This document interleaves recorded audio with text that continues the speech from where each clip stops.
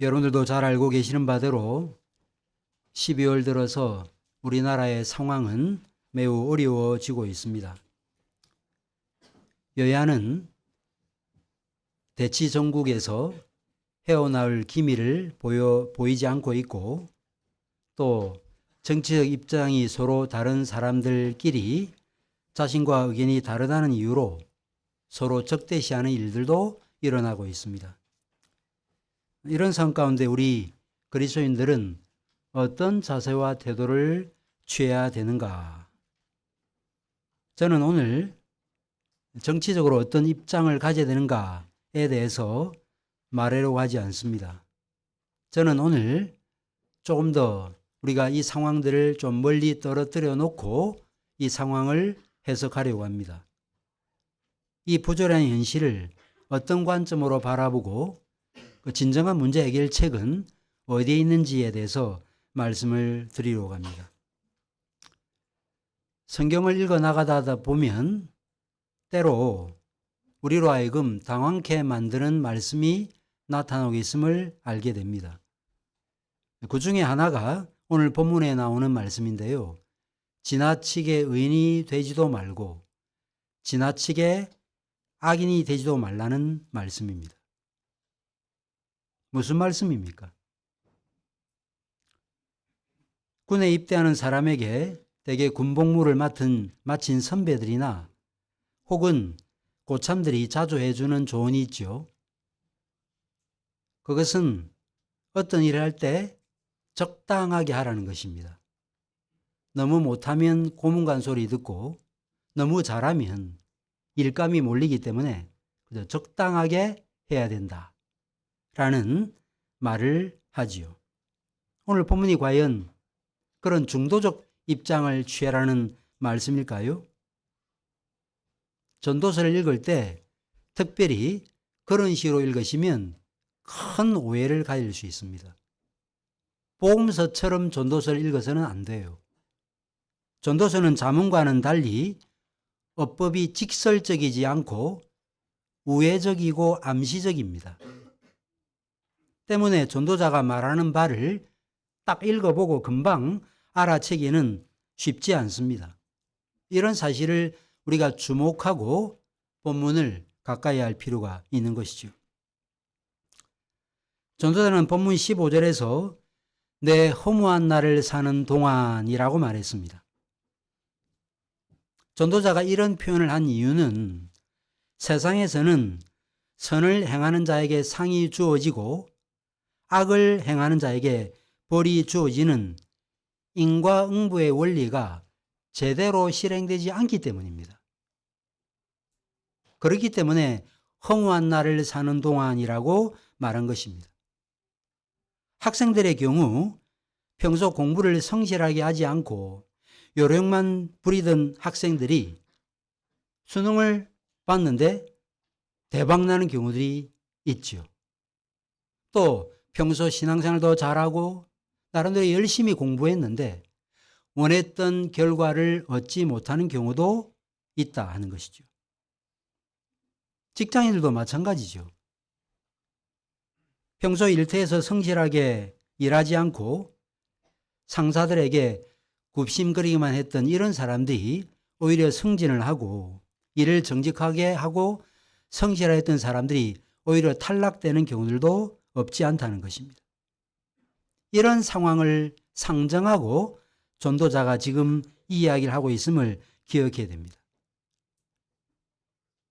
자기의 의로움에도 불구하고 멸망하는 의인이 있고 자기의 악행에도 불구하고 장수하는 악인이 있다라는 말은 이런 부조리한 상황을 염두에 둔 표현입니다.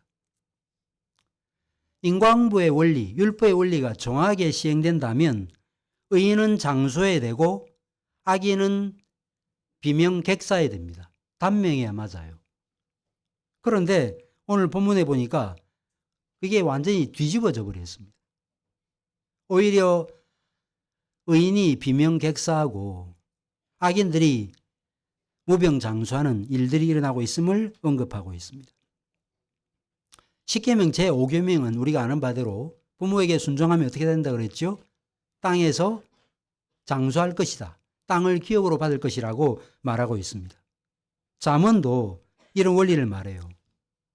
잠언 4장 10절에 보면 의인의 생명에 해가 길 것이라고 말하고 있습니다. 그리고 악인과 어리석은 자들은 형벌을 당하고 망하게 될 것이라고 말씀하고 있습니다.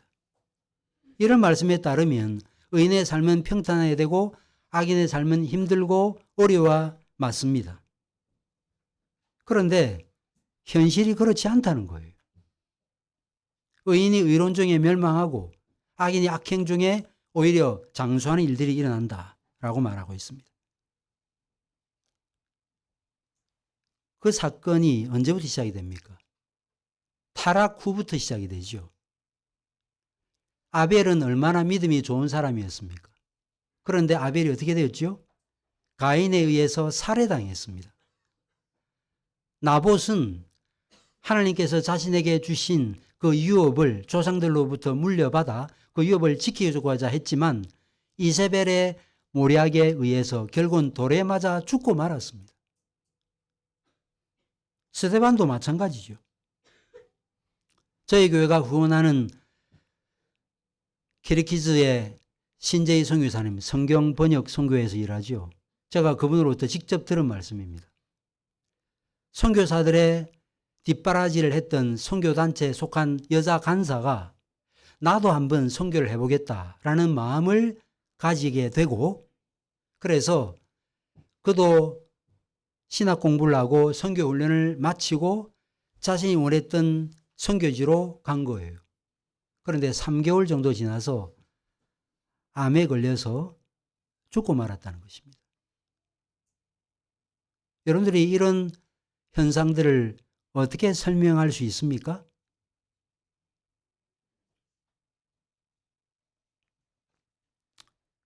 신자들이 신앙생활을 해나가다가 깊은 회의에 빠져들 때가 바로 이런 때입니다. 내가 행한 것에 대한 결과를 곧장 받으면 깊은 회의에 빠질 이유가 사실은 없습니다. 내가 믿음으로 행했고 나름대로 열심히 행했는데 그 대가가 주어졌다. 만족하지요. 그러나 그렇지 못하다는 것입니다. 나름대로 말씀대로 살아보려고 애를 썼는데 갑작스러운 우환이 닥쳐서 어려움을 겪는 경우들이 없지 않은 것이죠.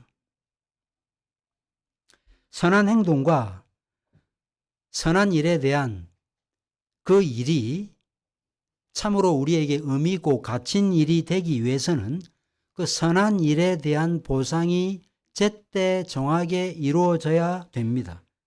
하지만 그렇지 않다는 것이죠. 의롭고 불의한 삶에 뒤따르는 보상이 제대로 이루어지지 않고 도리어 현실에서는 그 결과가 완전히 정반대로 나타나는 경우들이 있다 하는 것입니다. 이때 사람들은 회의에 빠집니다. 특별히 신자들은 말할 것도 없지요. 하나님을 믿는다는 게 이런 것인가? 도대체 믿는다는 게 뭔가? 무슨 의미가 있는가? 이런 생각을 가지게 되고 심지어는 냉소적인 자세와 태도를 가지게 돼요. 그래서 이미 그 과정을 거친 분들이 구역원 안에서도 그렇고 성도의 교제 안에서 좋지 못한 조언들을 합니다. 내 그거 해봤는데 그 별거 아니더라. 너무 그렇게 하지 마라. 너무 그렇게 하면 힘드니까 적당히 하라. 교회 안에 깊숙이 들어가면 상처받으니까 너무 그렇게 하지 마라. 적당하게 하라. 이런 조언들을 서로 주고받는 경우들도 있습니다. 16절 말씀도 그런 조언이죠.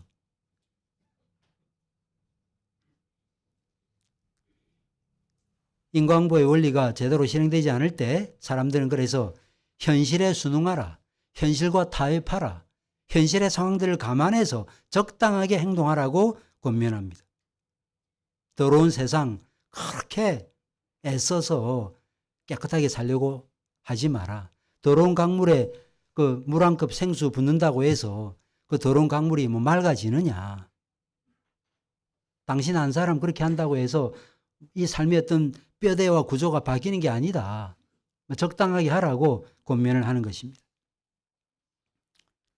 앞서도 말씀드린 바대로 이 세상에서 선악의 질서가 칼처럼 지켜진다면 원칙대로 살면 되고, 그 다음에 아예 원칙이 지켜지지 않다면 그냥 완전히 무시하고 살면 돼요. 그런데 현실은 어떤가 하면 어떤 때는 인과응보의 원리가 실행되기도 하고요. 어떤 때는 실행되지 않기도 해요. 그렇죠? 마치 잘 모르는 사람이 주식 투자할 때처럼 그죠? 요때다 싶어서 사면 내려가고 그 다음에 팔면 올라버리고 도무지 이 박자를 맞출 수 없는 이런 현실 가운데서 과연 내가 어떻게 살아가야 되는가 이런 생각을 가질 때가 있다는 것이죠. 그래서 오늘 본문도 이런 부지런한 현실을 감안한 처세술처럼 보입니다. 지나치게 깨끗하게 의롭게 살아가려고 하지 말고 또 심지어 미움을 받을 만큼 그렇게 악을 행하지 마라. 원칙대로 하면 꼿꼿해서 부러지기가 쉽고 그러니 적당하게 굽힐 줄 알아야 된다. 그렇다고 원칙을 아예 무시해버리면 오래 못 산다. 심판받는다. 그러니까 적당한 선을 유지해야 된다. 라는 말로 보인다는 것입니다. 본문이 그런 유사한 조언처럼 보여요.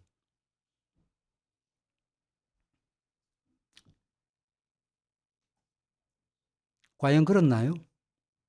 너무 의롭게 살았을 때 패해, 너무 악하게 살았을 때 패해. 이 두 가지 사실을 지적하면서 너무 지나치게 의롭게 살지도 말고 너무 지나치게 또 악하게 살지도 말라. 뭐 그런 말을 지금 하고 있는 것입니까? 악은 어느 정도 좀 허용하고 살아가야 된다. 뭐 그런 말씀일까요? 이 말씀은 그런 말씀이 아닙니다. 전도서는 말씀드렸죠. 직설적이지 않다고. 암시적이고 매우 우회적입니다. 이 말씀은 중도적 입장에 서라는 말씀이 아닙니다. 옛 성현들은 모름지기 사람은 지혜로워야 된다. 지혜를 추구하고 옳고 바르게 살아가야 된다라고 말했습니다. 공자도 그렇게 말했고 맹자도 그렇게 말했고 소크라테스도 그렇게 말했습니다. 그럴 때 보다 세상을 낫게 만들 수 있다라고 이야기했습니다. 그런데 여러분과 제가 살아가는 현실은 아담의 타락 이후로부터 부조리한 세상입니다. 이런 세상에서 지나치게 지혜롭고 지나치게 의로우면 망하게 된다는 거예요. 그렇다고 또 과도하게 악을 행하면 괜찮은가? 또 그래도 또 단명하게 된다는 것입니다.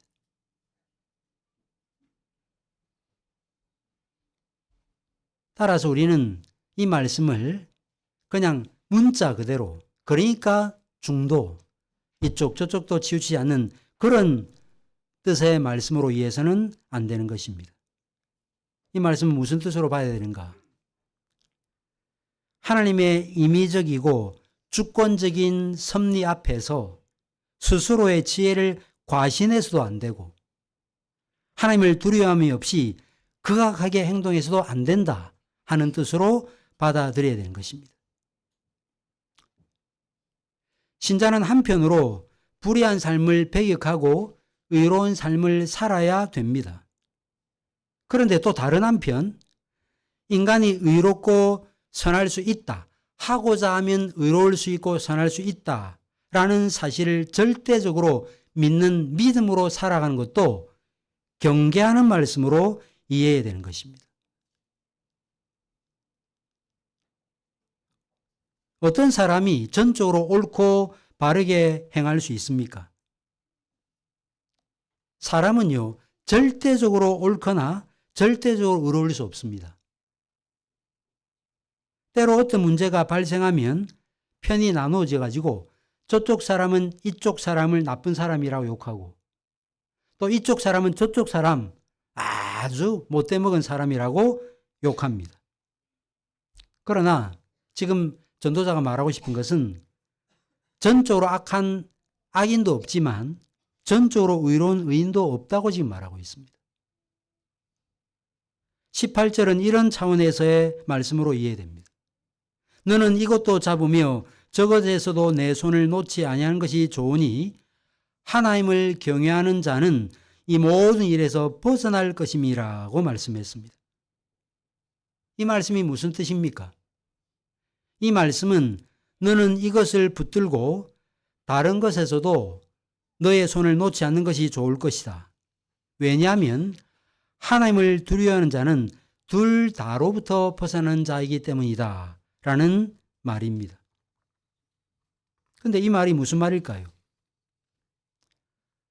앞서 살펴본 16절, 17절 말씀을 염두에 두고 이 말씀을 이해해야 됩니다. 16절, 17절 말씀을 염두에 두고 이 말씀을 이해하면 어떤 말씀이 될까요? 하나님을 두려워하는 자는 극단적인 두 삶의 방식, 즉 지나치게 의인이 되고 지나치게 악인이 됨으로 인해 초래될 파멸과 단명을 초래할 수 있다는 말입니다.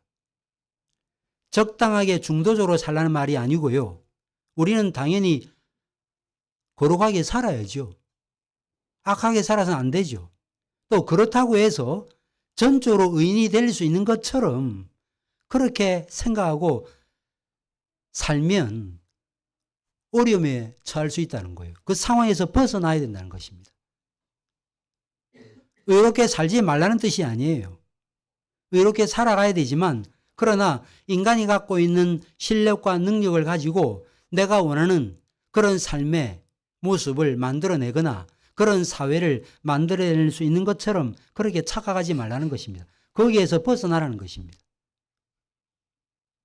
따라서 우리는 이 말씀을 부조리한 현실을 타개할 수 있는 현실적인 처세술로 위해서는 안 될 것입니다.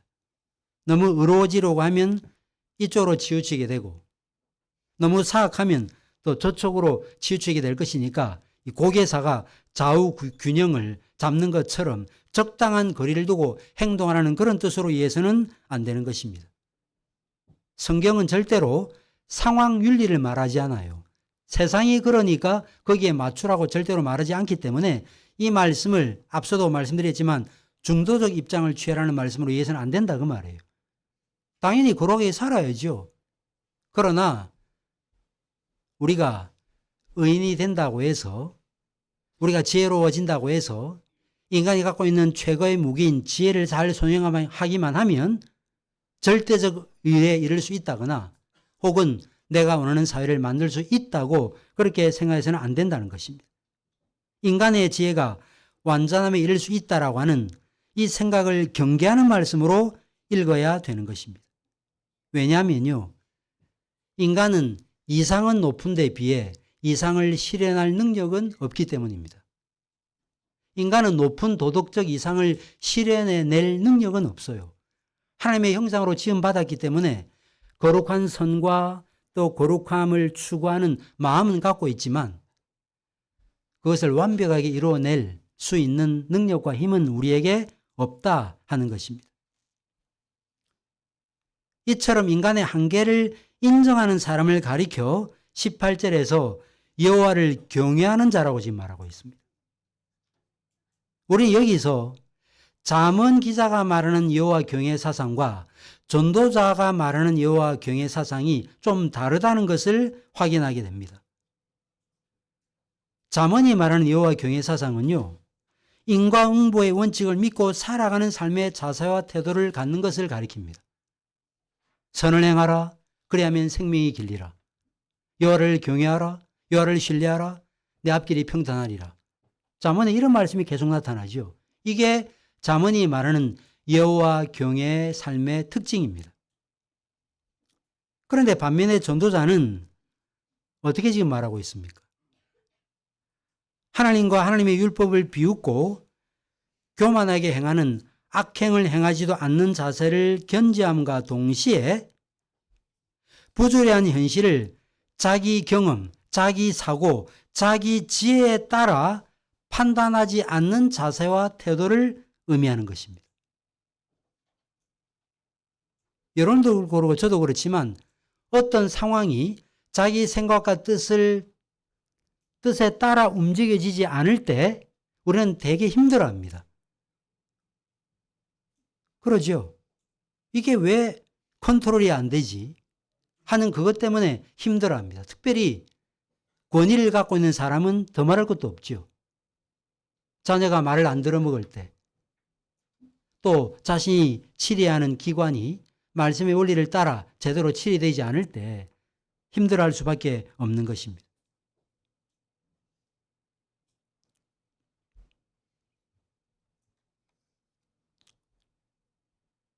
우리는 그럴 때 옳고 그름을 판단하긴 하지만 사실은 근본적으로 사람은 선과 악이 무엇인지를 정말 하나님처럼 제대로 구별할 수 없는 타락한 존재임을 기억해야 된다는 것입니다.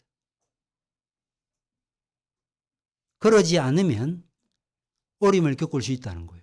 지나치게 의로워지려고 한다는 말이 그런 뜻이에요. 의롭게 살지 말라는 뜻이 아니라 앞서 말씀드린 바대로 그렇게 자기 지혜와 자기 생각으로 이 상황을 컨트롤하고 또 가르치고 그렇게 끌고 가면 그렇게 될 것이라고 하는 그런 생각에서 벗어나야 된다는 이야기입니다. 왜 우리가 그런 자세와 태도를 가져야 되는가? 그 이유는 지혜 그 자체가 탁월한 것이긴 하지만 지혜를 소유한 인간은 부패한 존재이기 때문에 그렇습니다. 여러분들 이성도 오류가 있죠.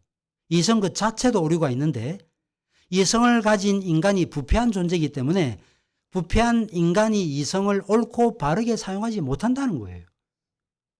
그래서 세상에 정말 사기꾼은 그냥 뭐 서민들의 지갑에나 뜯는 등쳐먹는 그런 사람이 아니에요. 주가 조작하고요.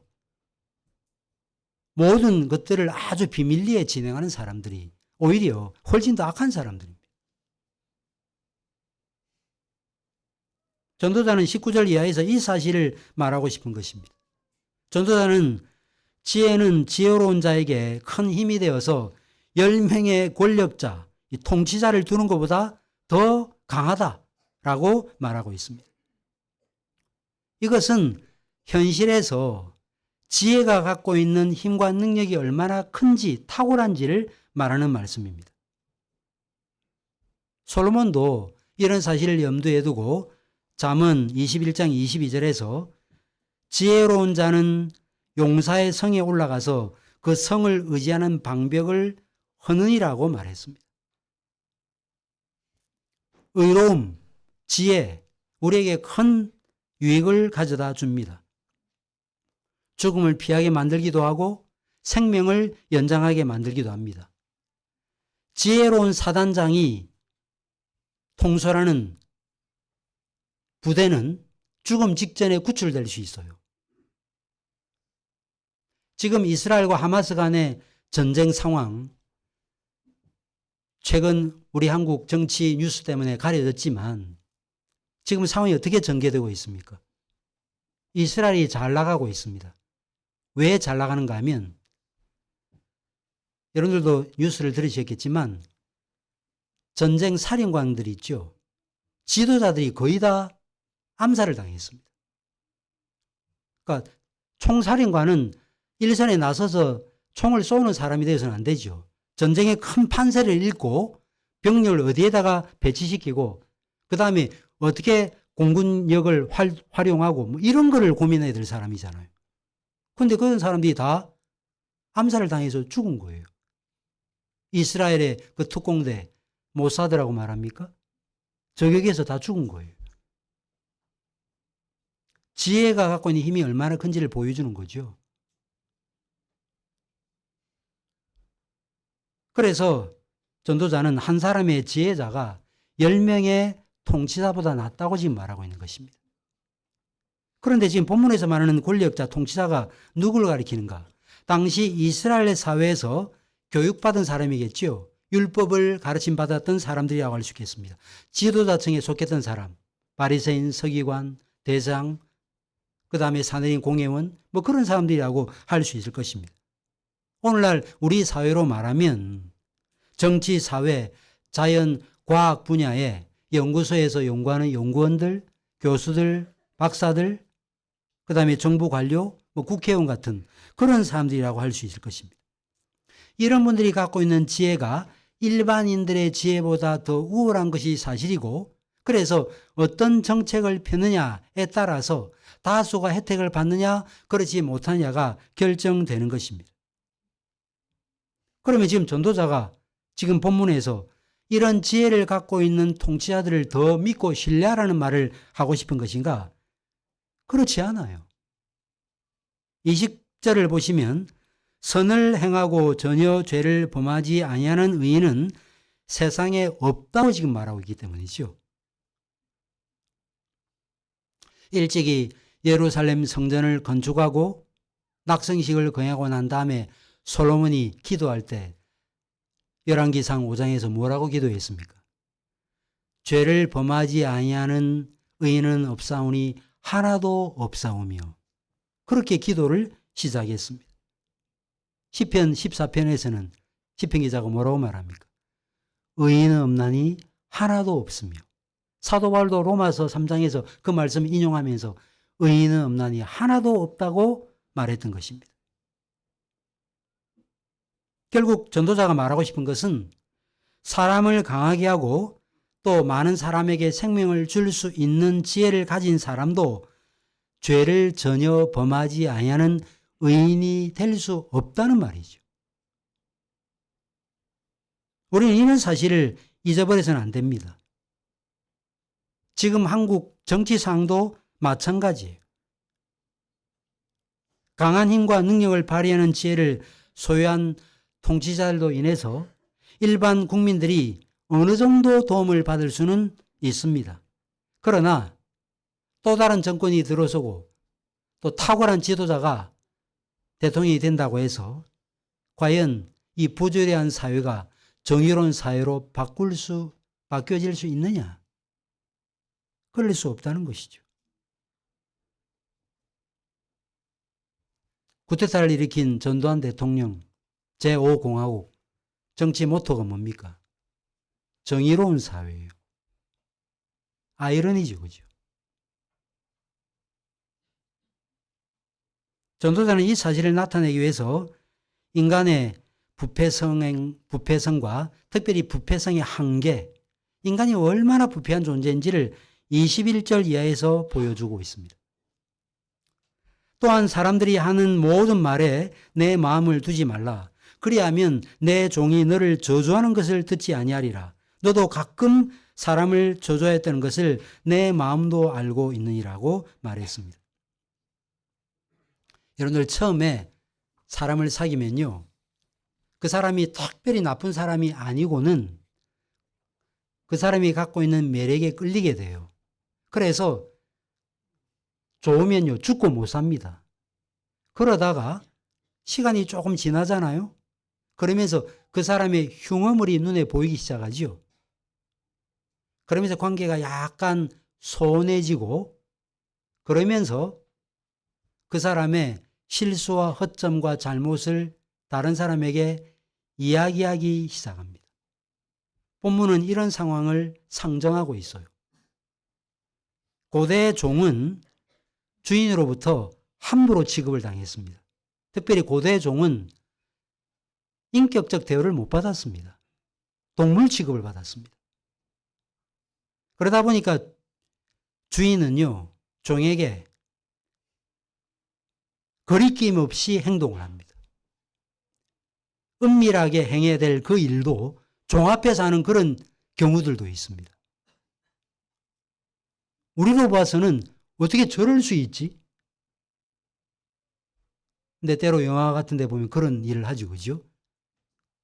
왜 그럴까요? 종은 마치 개처럼 취급했거든요. 뭐 인격이 없는 사람처럼 취급했거든요. 그러다 보니까 주인이 종한테는요, 할 말 안 한 말 다 하고 보여주지 않아야 될 것까지 다 보여주게 되는 것입니다. 이런 모습을 본 종이 나가가지고 친구 종한테 뭐라고 말하는가? 우리 주인 평소에는 양반처럼 행동하지만 완전히 그냥 부패 덩어리라고, 썩어 문드러진 존재라고. 그러면서 사람들에게 비난을 합니다. 그런데 저와 여러분들도 이로부터 자유로울 수 없다는 것입니다. 어떤 사람들은 남의 말을 하는 사람들에게 이렇게 비난하죠. 왜 당사자가 없는 자리에서 그 사람 욕을 하는가? 정말 그런 조언은 좋은 조언입니다. 디트리 보네퍼가 성도의 교통이라는 교재라는 책에서 성도의 공동생활의 원칙을 뭐라고 말했는가? 우리 공동체는 절대로 당사자가 없는 자리에서 그 당사자 비난을 하지 않는다는 거예요. 좋은 원칙이라고 저는 생각합니다. 근데 원칙은 그런데 실상은 어떻습니까? 가까운 사람한테는 야, 그 사람 내가 알고 봤더니까 사실은 바닥을 보니 정말 개차반이더라. 이런 비난을 한다는 것입니다. 그래서 이를 염두에 두고 22절에서 뭐라고 말합니까? 너도 가끔 사람을 저주했다는 것을 내 마음도 알고 있다 그랬어요. 네 양심도 알고 있지 않느냐? 다른 사람 비난한다고 막 욕하는 너는 다른 사람 비난하지 않느냐? 그 이야기를 지금 하고 있는 거죠. 그러니까 이 말을 통해서 인간의 이 부패성을 드러내고 싶은 것입니다. 그래서 21절에서 사람들이 하는 모든 말에 마음을 두지 말라고 이야기를 했는데 문자적으로만 이 말을 보면 타인의 말에 상처를 받지 않으려면 최대한 사람들의 말을 듣지 말아야 된다라는 그런 조언처럼 들립니다. 그러나 이 말은 사람들이 하는 말에 상처받지 않으려면 타인의 말에 너무 민감하게 반응하지 말라는 말씀으로 이해해서는 안 됩니다. 전도자가 무슨 말하고 싶은 것입니까? 너도 그렇지만 나도 그렇다. 우리 모두 다 똑같다. 그러니까 근본적으로 인간은 허물이 많은 존재다. 누가 누구에게 정죄하고 판단하고 비난하고 할 수 있는 그런 위치에 우리는 있지 않다. 뭐 그렇다고 우리가 어떤 판단도 하지 말고 어떤 비난도 하지 말아야 된다는 이야기는 아니에요. 교정하고 책망해야 됩니다. 그런데 그렇게 하는 방식으로 모든 것을 다, 모든 문제를 다 해결할 수 있다고 착각해서는 안 돼요. 근본적 부패함으로부터 우리는 벗어날 수 없는 존재이기 때문에 그렇습니다.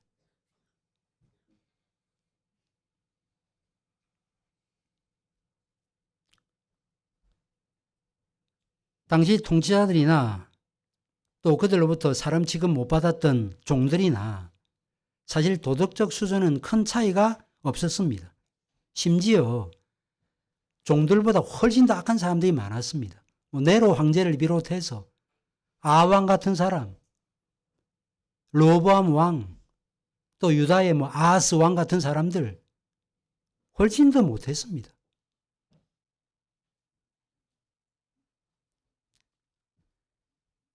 이런 인간의 부패 모습을 나타내기 위해서 전도자는 인간들 중에 어떤 비난도 듣지 않을 수 있는 사람은 없다고 지금 말하고 있습니다. 결국 그래서 전도자가 무슨 이야기를 하고 싶은가? 우리가 보통 현실이 어려우면요, 미래에다가 기댑니다. 오늘보다는 내일을 좀 바라봅니다. 그런데 내일이 좋아지려면 인간의 도덕적 능력이 향상되어야 돼요. 인간의 도덕적 능력이 향상되어야 내일을 오늘보다 좋게 만들 수 있어요. 그런데 인간의 전적인 부패 상황은 예나 지금이나 똑같아요. 과학이 발달하니까 우리가 좀 다소 좋아진 것처럼 그렇게 착각하시면 안 됩니다. 의인 없나요? 하나도 없다 그랬습니다. 사람의 마음의 생각이 어릴 때부터 악하다는 말은 창세기 6장에 있는 말씀이 아니에요. 열왕기에서도 있고요. 로마서에도 있고요. 성경 전체에 다 퍼져 있습니다. 우리가 복음을 알고 복음의 능력을 따라 살아가면 무언가 이제 이것으로 무언가를 바꿀 수 있다고 생각하는데 큰 착각이에요. 이 말은 적당주의를 말하는 게 아니에요. 그러니까 적당하게 살아라. 그 이야기를 하고 있는 게 아닙니다. 우리는 최선을 다해야 돼요. 바울이 그랬잖아요. 경주자처럼 달려갈 길을 내가 다 달린다. 상을 얻으려고 달려가는 경주처럼 달린다고 말하지 않았습니까? 그렇게 살지 말라는 뜻이 아니에요. 살아야 되지만 인간의 한계를 항상 기억하라는 것입니다. 그렇게 해서 뭔가 다 이뤄낼 수 있는 것처럼 그렇게 생각하지 말라는 거예요. 내 판단은 옳고 당신은 틀렸다는 그런 생각을 가지고 살지 말라는 것입니다. 그럼 어떻게 된다고요? 단명한다는 것입니다. 그 말은 죽기 싫어서 중독의 입장을 취하라는 말이 아니라고 제가 말씀드렸죠.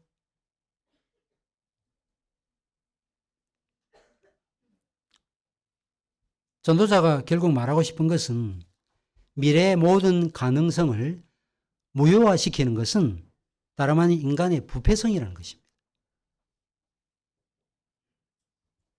지나온 자들은 말할 것도 없고 근대 이후의 사람들은 이 세상이 점점 좋아지고 있다고 생각합니다. 악의 문제 해결할 수 있다. 빈부격차의 문제 해결할 수 있다.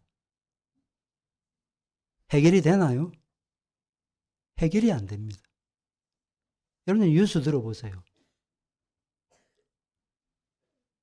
어려운 사람들에게 주는 그 돈, 제가 뭔지 기억을 지 못하는데요. 그 어려운 사람들에게 주는 그 돈이 누구한테 가야 돼요? 정말 어려운 사람에게 가야 되잖아요. 가야 되는데 어떻게 된다고요? 집을 몇 채씩 갖고 있는 사람이 어떻게 주문서를 조작해서 그거 받아 먹고 산다는 거죠.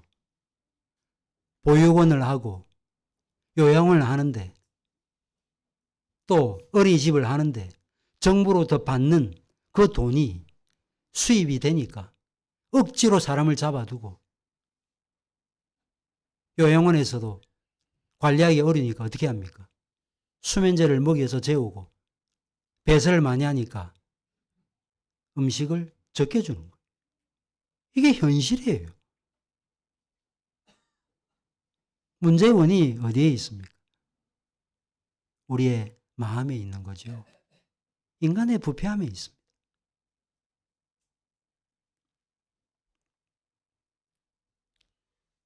하나님은 언제나 의로우시고 변치 아니하시지만 인간은 온갖 속임수와 모략을 다 짜냅니다.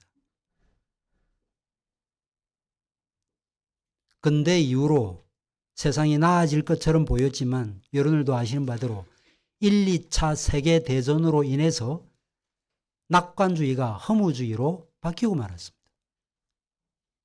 100년 전의 사건이에요. 그럼 오늘은 어떻습니까? 러시아와 우크라이나의 사태, 이스라엘과 하마스 간의 전쟁, 오늘 우리 한국의 탄핵 정부 다 보세요. 인간의 부패가 만들어낸 문제예요. 했다 안 했다 그러고 봤는데 안 봤다 그러고 어떤 사람이 와가지고 이런 죄를 지었습니다. 그래 저 사람 나쁜 놈이구나. 조사해봤더니 고소한 사람이 그걸 조작한 사건이 있다는 사실을 알게 될 때 우리는 그냥 깜짝 놀랍니다. 어떻게 사람이 그럴 수 있지? 근데 사람이 그런 존재라는 거죠.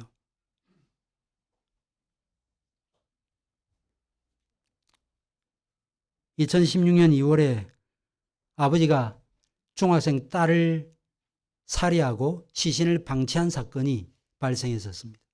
기억나십니까? 근데 그 사람이 누구였죠?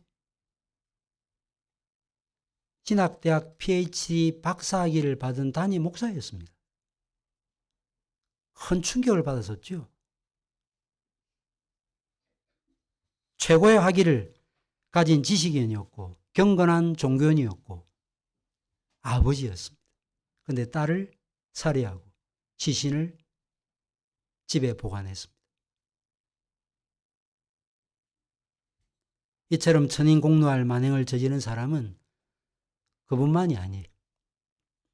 우리 모두가 다 정도의 차이만 있을 뿐 그런 범죄한 인생들입니다.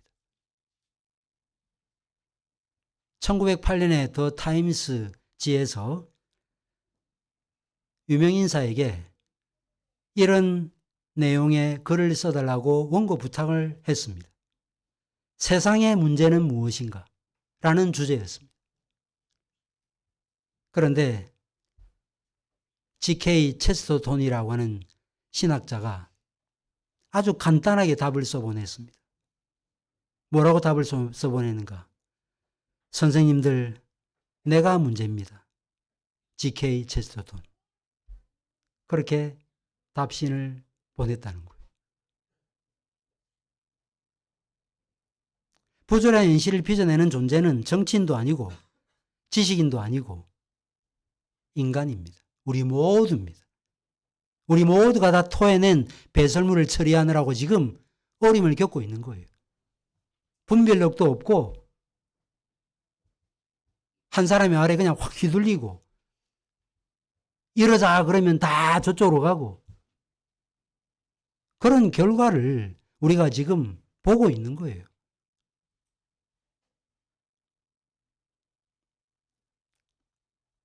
이런 면에서 제가 우리의 존재를 다시 한 번 더 확인할 필요가 있음을 오늘 본문을 통해서 지금 말씀드린 것입니다. 어떤 의견도 내지 말고 어떤 생각도 필요하지 말라는 뜻이 아니라 기본적으로 인간이 이런 부패한 존재라는 사실을 알면 나와 다른 의견을 가지고 있고 나와 다른 입장을 갖고 있는 그 사람의 어떤 말에 대해서 여유를 가질 수 있거든요. 어떻게 그럴 수 있냐고. 그렇게 하지 않고 나도 부패한 존재고 당신도 부패한 존재니까 이런 부분들에 대해서 이렇다 저렇다 이야기하는데 한편 또 설득력이 있지만 그렇다고 내 의견만 다 옳고 당신 의견 다 틀렸다라고 말할 수는 없지 않겠습니까? 그래서 저는 언젠가 한번 여러분들에게 소개한 팡세 저자 파스칼의 명언, 파스칼의 책은 읽으시면 참 좋습니다. 그분이 이런 글귀를 남겼습니다. 우리의 악함을 모르고 하나님을 아는 것은 교만이다. 하나님을 모르고 우리의 악함을 아는 것은 절망이다. 예수 그리스도를 아는 것은 이런 균형을 무너뜨린다. 왜냐하면 그는 우리에게 하나님과 우리의 악함을 동시에 보여주기 때문이다. 십자가가 그거잖아요. 인간의 악함의 정도가 어떤 정도인지를 보여주죠. 하나님 앞에서 인간이 이런 존재이기 때문에 하나님께서 우리의 죄 문제를 해결하시는 이 은혜를 베풀지 아니하시는 한 인간에게는 소망이 없다는 것을 이야기하고 있는 것입니다. 민주주의, 사회주의 국가는 말할 것도 없고 심지어 공산주의 국가들도요. 부정부패 뇌물 받아먹으면 어떻게 해요? 북한 같은 경우에는 막 사형을 시키고 총살을 해서 죽입니다. 그런데도 거짓과 부패, 불의와 불공평한 일들은 이 사회에 만연합니다. 지혜로운 사람에게, 우리에게 그 상황을 반전시킬 만한 능력이 있었더라면 왜 이 상황이 호전되지 않을까요? 왜 그럴까요? 머리가 나빠서 그렇습니까?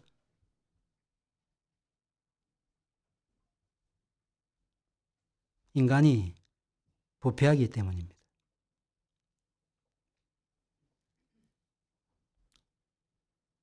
이런 사실을 기억하고 하나님을 경외하는 자세와 태도를 가질 필요가 있습니다. 지나치게 악인이 되어서도 안 되지만 말하자면 자신이 갖고 있는 지혜를, 지식을 지나치게 과신해서도 안 된다 하는 것입니다. 이 세상이 부조리하지요? 이 부조리한 세상 내 도무지 이해를 못하겠다. 이런 반응을 보이거나 혹은 인간의 능력으로 뭔가 획기적인 변화를 만들어낼 수 있는 것처럼 그렇게 생각해서도 안 됩니다. 인간의 죄됨을 깊이 깨닫고 복음만이 우리의 유일한 삶의 문제를 해결하는 해결 책임을 기억해야 할 것입니다. 교회 안에서는 경건한 신자로 살기 위해서 노력하고 현실에서는 현실과 또 타협하지 않으려고 몸부림쳐야 될 것입니다. 그러다가 한계에 부딪히게 되실 것입니다. 왜? 이 세상은 부조리한 세상이기 때문에 그렇습니다. 그럴 때 깊은 회의와 절망 가운데 빠지지 마시고, 그렇다고 적당주의로 살지 마시고, 그리고 부조리한 현실을 빚어낸 책임이 마치 하나님께 있는 것처럼 평안할 때는 잘 있다가 좀 어려운 일이 있으면 왜 하나님이 나를 이렇게 인도하셨는가 비난하지 마시고, 하나님 앞에서 하나님이 경외하는 자세와 태도를 가지고 선악을 분별하고 개인의 삶 가운데 거룩함을 이기 위해서 열심히 노력하고, 그러나 그렇다고 해서 이를 통해서 뭔가 획기적인 변화를 만들어낼 수 있는 것처럼 그렇게 생각하면서 고집하지 마시고, 우리가 할 수 있는 만큼 최선을 다하면서, 성경의 저자들이 흔히 비관론적인 낙관주의라 자라 그랬거든요. 그게 무슨 말일까요? 비관론적인 낙관주의죠. 세상은 점점 망해갈 것입니다. 그게 요한계시록의 내용이잖아요. 세상이 좋아질 것이라고 말하지 않아요. 그럼에도 불구하고 한 그루의 사과나무를 심는 것입니다. 그럼에도 불구하고 우리가 할 수 있는 최선의 일을 다하는 거예요. 그러나 인간이 갖고 있는 근본적인 부패성으로부터 자유로울 수 없는 세상의 사실을 기억하고 우리의 지혜와 우리의 지식과 우리의 가치관과 우리의 생각대로 상황이 따라주지 않는다는 그 사실 때문에 너무 힘들어하지 않으시면서 우리의 마땅한 본분을 다하는 것이야말로 하나님을 경외하는 신자의 삶의 자세와 태도라는 사실을 기억해야 할 것입니다. 기도하겠습니다.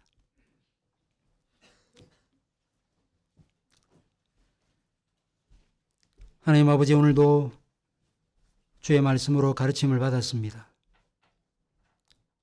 성경이 우리에게 무엇이라고 말씀하고 있는지, 어떤 자세와 태도를 가지고 오늘을 살라고 말씀하는지 그 교훈의 말씀을 우리의 마음 가운데 받아들여서 지나치게 악인이 되거나 지나치게 의인이 되고자 하는 그런 어리석음을 범치 않도록 도와주시옵소서. 의인은 없나니 하나도 없다고 하신 이 말씀의 근본 원리를 항상 기억하면서 우리의 삶 가운데 우리가 할 수 있는 최선의 삶을 살면서도 우리 한계를 인정하면서 그렇게 겸손하게 부조리한 현실 가운데서도 신자다운 삶을 살아갈 수 있는 지혜로운 하나님의 나라의 권속들이 다 될 수 있도록 은혜를 베풀어 주시옵소서.